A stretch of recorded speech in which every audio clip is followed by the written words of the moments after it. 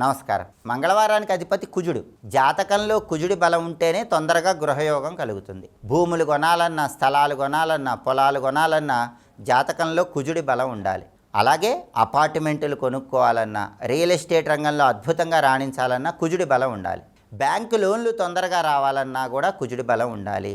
ఉన్న అప్పులు తీరాలన్నా, సోదరులతో గొడవలు రాకుండా ఉండాలన్నా జాతకంలో కుజుడి బలం ఉండాలి. ఈ ప్రయోజనాలన్నీ అందిపుచ్చుకోవాలంటే మన జన్మ జాతకంలో కుజుడు బలంగా ఉండాలి. ఒకవేళ కుజుడు బలంగా లేకపోతే అన్ని రకాలుగా సమస్యలు ఉంటాయి. భూములు, గృహాలు, స్థలాలు, పొలాలు కొనటం, అమ్మటం ఆలస్యం అవుతూ ఉంటుంది. రియల్ ఎస్టేట్ రంగంలో నష్టాలు ఎక్కువగా ఉంటాయి. అప్పుల సమస్యలు వెంటాడుతూ ఉంటాయి. అదేవిధంగా బ్యాంకు లోన్లు తొందరగా రావు. సోదరులతో గొడవలు ఉంటాయి.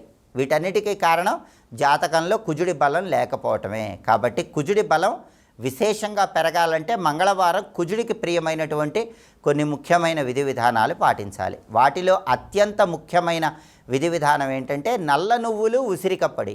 ఈ రెండు కూడా కొద్దిగా నీళ్ళల్లో కలుపుకొని 5 నిమిషాల తర్వాత ఆ నీళ్ళతో స్నానం చేయాలి. స్నానం చేసిన తర్వాత దక్షిణ దిక్కులో హాల్లో ఒక ప్రత్యేకమైన దీపాన్ని వెలిగించాలి. మీ గృహంలో హాల్లో దక్షిణ దిక్కులో ఒక పీట ఉంచి ఆ పీటకు పసుపు రాసి కుంకుమ బొట్లు పెట్టి ఆ పీట మీద బియ్యపు పిండితో త్రిభుజాకారంలో ముగ్గు వేయాలి. ఆ ముగ్గు మధ్యలో ఎర్ర చందనంతో హురుమ్ అనే అక్షరం రాయాలి.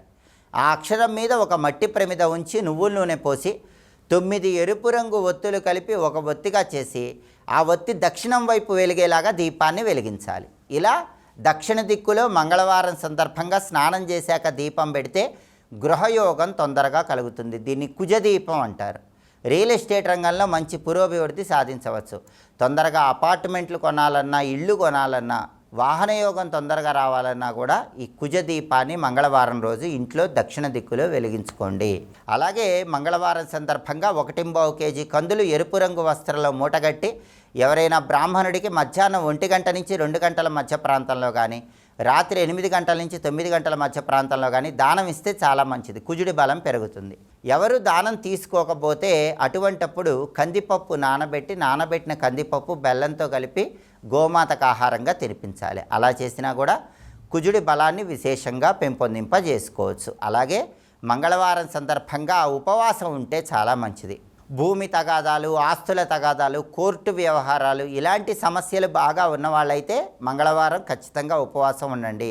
ఉపవాసం ఉండి రాత్రికి కందిపప్పుతో తయారు చేయబడిన పదార్థాలను ఆహారంగా స్వీకరించాలి. దీనివల్ల ఉపవాసం చేసినటువంటి ఫలితంతో పాటుగా కుజగ్రహాన్ని కూడా సులభంగా ప్రసన్నం చేసుకోవచ్చు. కాబట్టి కుజుడు అనుకూలించాలంటే ఈ విధి విధానాలు పాటిస్తూ మంత్రశాస్త్రపరంగా ఒక మంత్రం కూడా చదువుకోవాలి. ఆ మంత్రం ఏంటంటే ఓం హుం శ్రీ మంగళాయ నమః.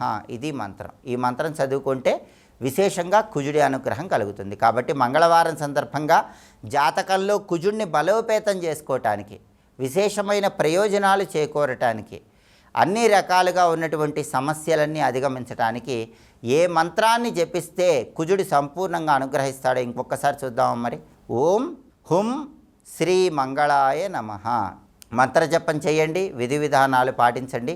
కుజుడి అనుగ్రహం ద్వారా సమస్త శుభాలను సిద్ధింపజేసుకోండి. స్వస్తి.